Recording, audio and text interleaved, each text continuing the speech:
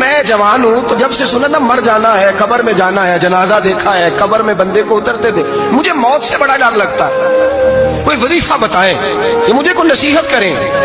تو میر عبدالواحد دلگرامی رحمۃ اللہ علیہ فرمانے لگے بیٹے تیری جیب کس طرح کی ہے، پیسے کس طرح کے؟ کہنے لگا حضور بڑا کرم ہے اللہ کا، مالدار ہو، خوشحال ہو۔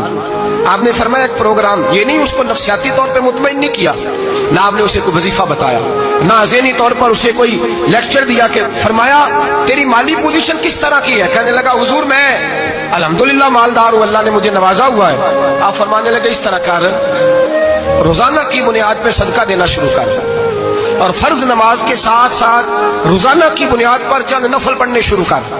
صدقہ روز دے، 10 روپے دے لیکن دینے روزانہ ہے، 15 روپے دے لیکن دینے روزانہ ہے، روزانہ کی بنیاد پر صدقہ کر۔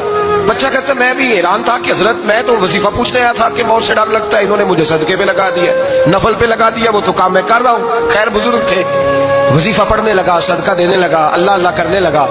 فرماتے ہیں کچھ دن بیت گئے تو میر عبدالواحد دلگرامی رحمۃ اللہ علیہ 6-7 ماہ کے بعد دوبارہ ملاقات ہوئی تو فرمانے لگے بیٹے اب تیرا کیا حال ہے؟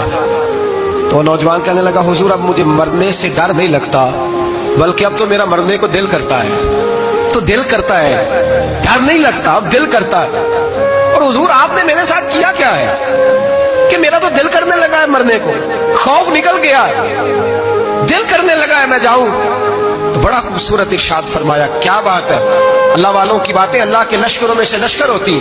میر سید عبدالواحد دلگرامی رحمۃ اللہ علیہ فرمانے لگے بھائی جس جگہ آدمی کی پراپرٹی ہوتی ہے، جس جگہ اس کا مکان ہوتا ہے، جس جگہ اس کی جائیداد ہوتی ہے، وہاں اس کا جانے کو دل کرتا ہے۔ فرمایا اب تو نے صدقہ دے کے نفل پڑھ کے جنت میں اپنا مکان بک کرا لیا ہے، اب وہاں تیرا پلاٹ ہو گیا ہے، اب تیرا ڈر نہیں لگے گا، اب تیرا جنت میں جانے